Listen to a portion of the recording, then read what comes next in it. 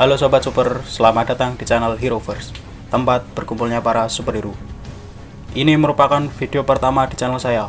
Untuk video pertama ini, saya akan merangkum sebuah film yang berjudul Captain America The First Avenger. Film ini telah rilis pada tahun 2011, yang disutradari oleh Joe Johnston dan diperankan oleh Chris Evans sebagai Steve Rogers, Hayley Atwell sebagai Peggy Carter, Sebastian Stan sebagai Bucky Barnes, Hugo Weaving sebagai Joan Smith atau Red Skull, dan masih banyak nama besar lainnya. Oke lah, tanpa berlama-lama lagi, kita langsung saja masuk ke alur ceritanya. Scene dibuka dengan memperlihatkan sekumpulan orang yang ditugaskan untuk menyelidiki bangkai pesawat yang terdampar di kutub es. Mereka pun memutuskan untuk masuk ke dalam pesawat tersebut.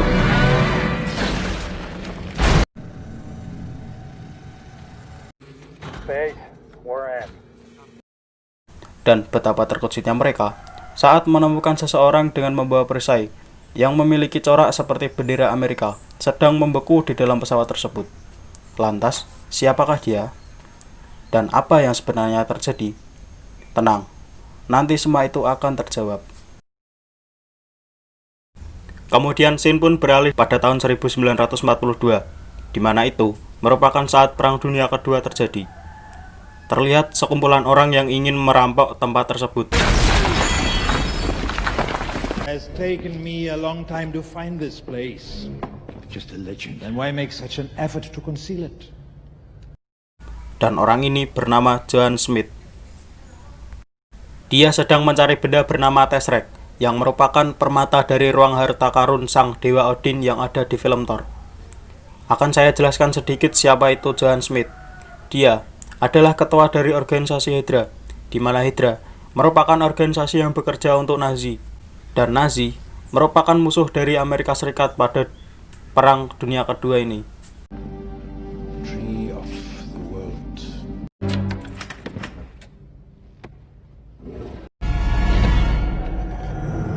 The eyes of ordinary men. Exactly. You will burn! I already have. Di tempat lain, kita akan diperlihatkan tokoh utama kita yang bernama Steve Rogers. Di situ terlihat dia sedang menjalani tes kesehatan untuk mendaftar sebagai militer Amerika Serikat. Namun sayang, karena dia memiliki riwayat kesehatan yang buruk dan postur tubuh yang kurang, dia pun akhirnya dinyatakan gagal. Sorry, son. Look, just give me a chance. Save me a life.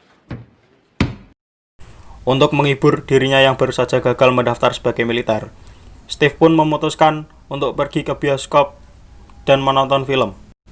Di sini terlihat sebelum film diputar, pihak bioskop akan memutar rekaman yang berisi perjuangan para militer selama berperang. Tujuannya tidak lain dan tidak bukan adalah untuk menanamkan sikap nasionalisme atau cinta tanah air, dan agar mereka menghargai jasa para pahlawan yang telah berperang demi kemerdekaan. Namun di sisi lain, tampaknya ada seorang yang tidak peduli dan ingin langsung menonton filmnya. Melihat hal tersebut, Steve pun langsung menegur orang itu dan menyuruhnya untuk diam. Karena tidak terima ditegur, orang itu pun langsung menyeret Steve keluar dari bioskop dan mengajar Steve habis-habisan.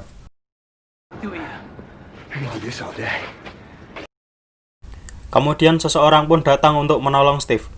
Dia adalah sahabat Steve yang bernama Bucky Barnes. Mereka berdua pun memutuskan untuk pergi ke sebuah pameran yang bernama Modern Marvel Pavilion. Welcome to the modern marvels of tomorrow. A greater... Di situ terlihat seseorang yang sedang memamerkan mobil ciptaannya yang bisa melayang di udara dengan menggunakan teknologi pembalik gravitasi.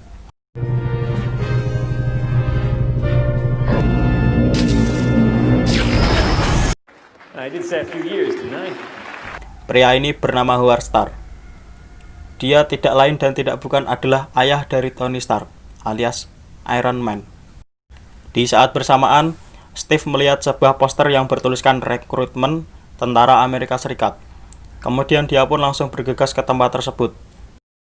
Sesampainya di sana, dia didatangi oleh seseorang yang bernama Dr. Abraham Erskine.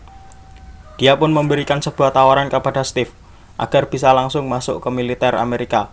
Namun, dengan syarat Steve akan dijadikan sebagai bahan percobaan teknologi terbaru militer Amerika. Tanpa berpikir panjang, Steve pun langsung menyetujui tawaran tersebut. Congratulations, soldier.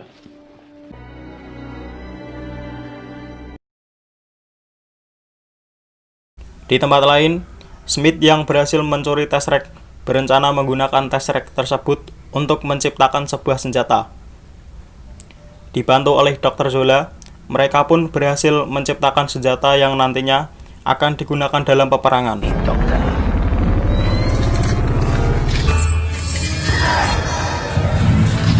Your designs do not disappoint. This will change the war. Di hari pertama Steve latihan, dia diawasi oleh seorang agen yang bernama Peggy Carter. Pada latihan itu, terlihat Steve sangat kesusahan. Namun, dengan rasa semangat nasionalisme dan otak yang cukup cerdas, Steve pun terlihat lebih spesial dari yang lain. Guts.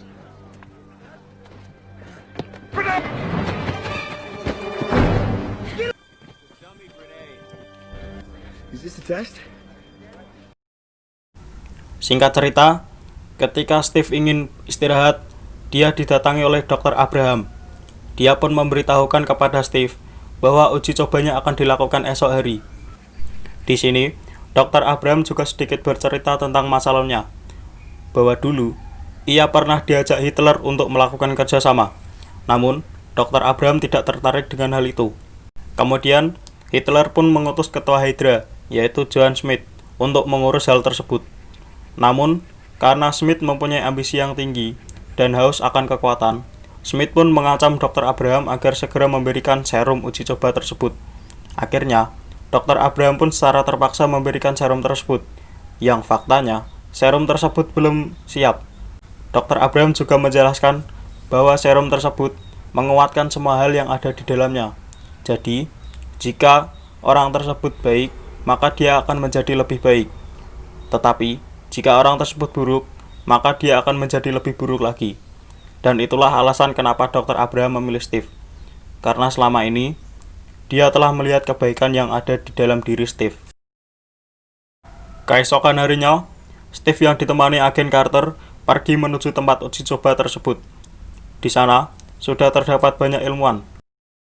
Di situ juga terdapat banyak tamu undangan untuk menyaksikan proyek uji coba tersebut. Setelah semuanya siap, uji coba tersebut pun dimulai. On the path to peace. It will cause immediate cellular change. The subject will be saturated.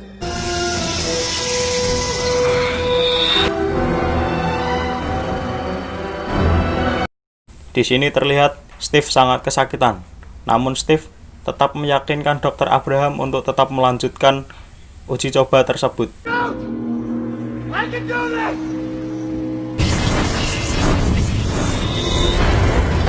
That's 100%! Setelah kapsul tersebut terbuka, terlihat tubuh Steve berubah menjadi berotot dan memiliki tubuh yang lebih tinggi, yang menandakan uji coba tersebut telah berhasil.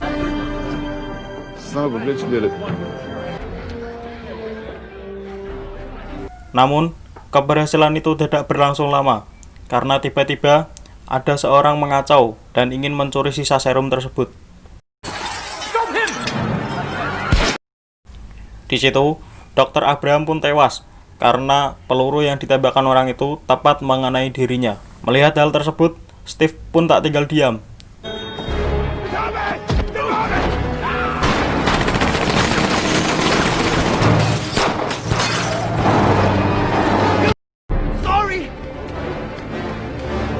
Adegan kejar-kejaran pun tak terelakkan, di mana orang tersebut mengendarai mobil, sedangkan Steve hanya berlari.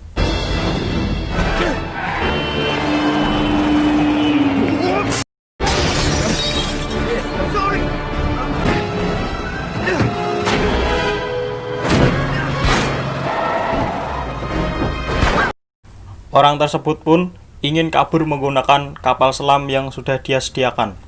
Namun Steve tetap mengejarnya.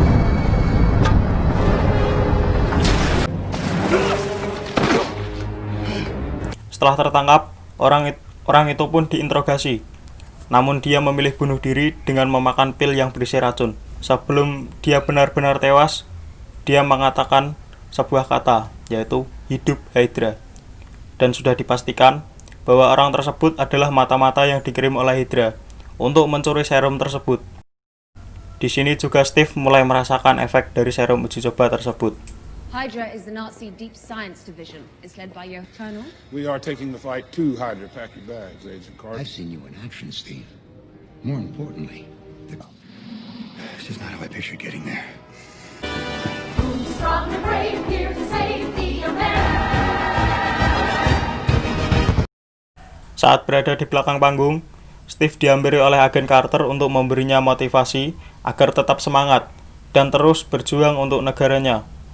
Agen Carter juga memberitahukan kepada Steve bahwa ada 170 pasukan yang tertangkap saat perang, dan sekarang mereka sedang ditahan di markas Hydra. Mendengar hal tersebut, Steve pun langsung berinisiatif untuk menyelamatkan mereka.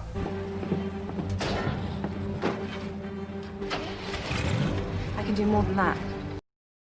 Dengan menggunakan pesawat yang dikemudikan oleh Howard Stark, Steve pun langsung menuju ke markas Hydra. Setelah memasuki wilayah musuh, dia pun langsung melompat di wilayah tersebut.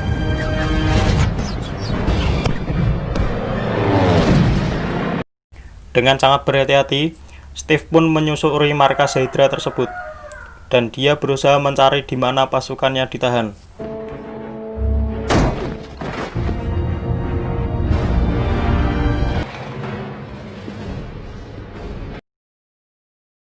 Setelah menemukan tempatnya, Steve pun langsung membebaskan pasukannya dan mengatur strategi untuk bisa kembali pulang. Pertempuran pun tak terhindarkan. Di sini terlihat bahwa pasukan Hydra menggunakan senjata yang telah diciptakan Dr. Zola di awal tadi. Namun hal itu tidak membuat pasukan Steve gentar. Dan faktanya, pasukan Steve berhasil mendominasi pertempuran itu.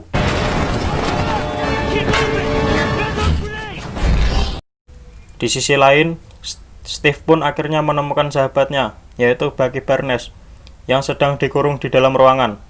Steve pun langsung mengajaknya pergi dari tempat tersebut. Di situ, Steve juga melihat sebuah peta yang menunjukkan letak dari beberapa markas pasukan Hydra. Karena mengetahui pasukannya telah kalah, Smith pun memutuskan untuk meledakkan markasnya tersebut beserta isinya. I'm a great fan of your...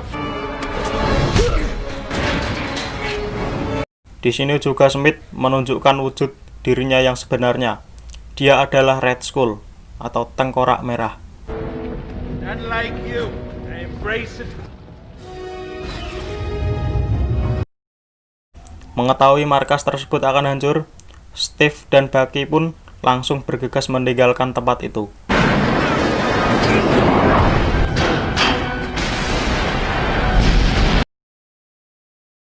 Di markas, terlihat bahwa Steve dan pasukannya telah dinyatakan tidak selamat. Namun ternyata, Steve dan pasukannya terlihat berjalan menuju markas, yang menandakan mereka berhasil selamat. Mereka pun memanggil Steve dengan sebutan Kapten Amerika. Let's hear it for Captain America!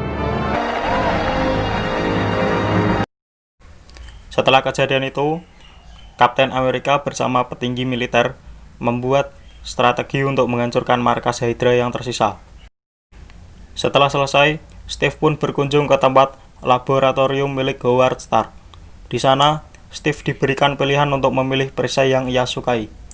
Steve pun memilih perisai yang berbahan dasar vibranium, di mana perisai tersebut dapat menyerap getaran dan 3 kali lipat lebih berat dari baja. Yes, I think it works. Setelah semua siap, Steve alias Kapten Amerika dan pasukannya langsung menghancurkan sisa pabrik senjata yang dimiliki Hydra.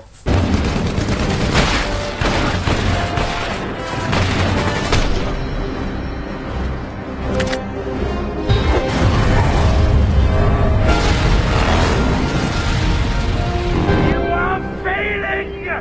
A mission, Doctor, before the American finishes his... Hingga saat Kapten Amerika dan pasukannya ingin menangkap Dr. Zola yang sedang berada di kereta, Disitulah malapetaka mulai terjadi. Pertempuran di dalam kereta pun terjadi sangat sengit.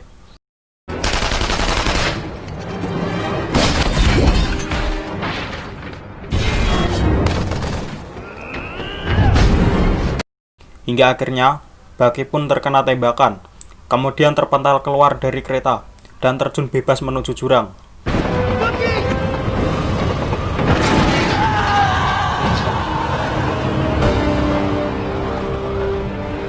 Kemudian akhirnya Dr. Zola pun berhasil ditangkap.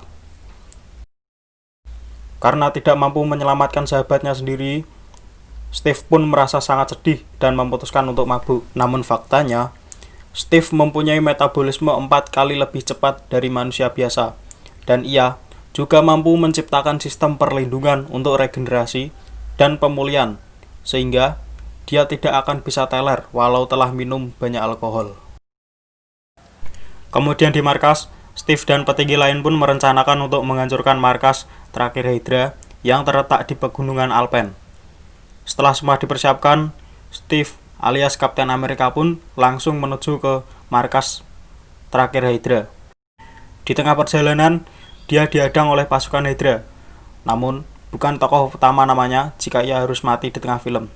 Kapten Amerika pun berhasil mengatasi hal tersebut.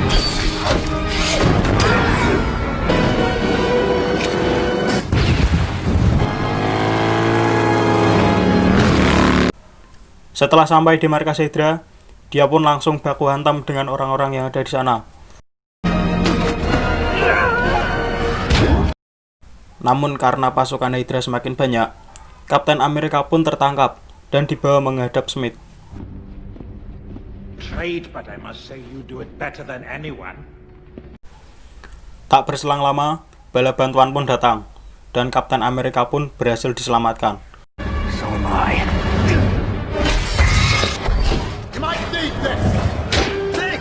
Pasukan Kapten Amerika pun terus berdatangan dan menyerbu tempat itu.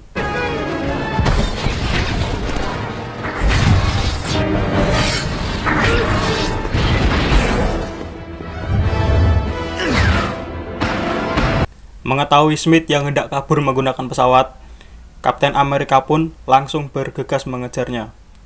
Dia pun mengejar pesawat tersebut menggunakan mobil.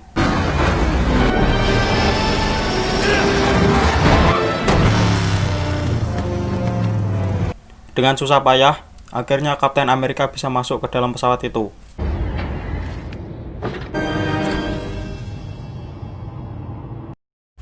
Dan final fight pun terjadi.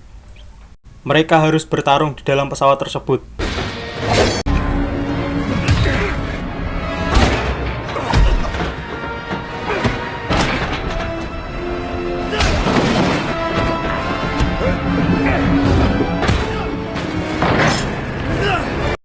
Hingga tanpa sengaja Steve melempar perisainya dan mengenai wadah Tesseract.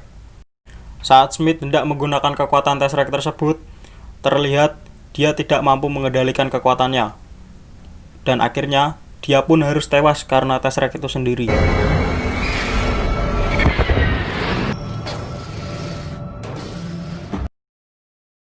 Mengetahui pesawat yang berisi bom itu akan menuju ke kota New York, Kapten Amerika pun langsung berinisiatif untuk mendaratkan pesawat tersebut di perairan.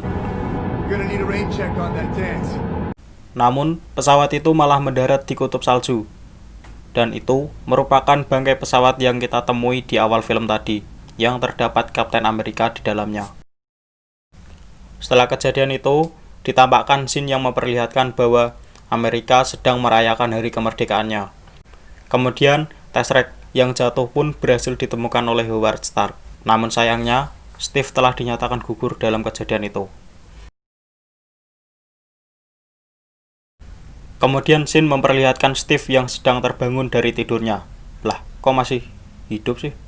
Steve pun kebingungan dan tidak tahu di mana ia berada. Karena merasa ada yang aneh, Steve pun kabur dari tempat tersebut.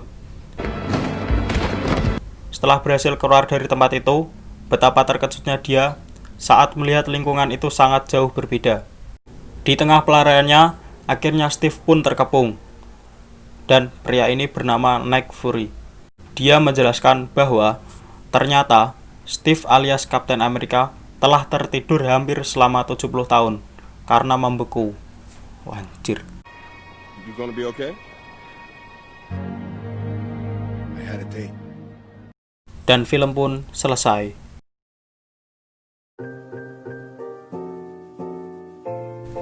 Akan saya jelaskan alasan kenapa Steve alias Kapten Amerika tetap bisa hidup walau sudah membeku. Ini merupakan pendapat saya pribadi ya. Tadi saat scene Steve sedang mabuk, dia menjelaskan bahwa sel-sel yang ada di dalam tubuhnya mampu menciptakan sistem perlindungan dan mampu melakukan pemulihan atau regenerasi, sehingga organ-organ yang ada di dalam tubuhnya masih bisa tetap bekerja dengan baik walaupun dia dalam keadaan membeku. Selain itu, Steve juga memiliki metabolisme 4 kali lebih cepat dari manusia biasa, dan itu cukup mampu membuat tubuhnya tetap hangat. Dan seperti itulah alur cerita film Captain America The First Avenger. Semoga kalian paham dengan alur cerita yang saya bawakan. Mohon maaf bila ada kekurangan, entah itu dari segi editing maupun segi audio. Saya Tom dan segenap kerabat kerja pamit undur diri. Wassalam. Annyeong Haseyo.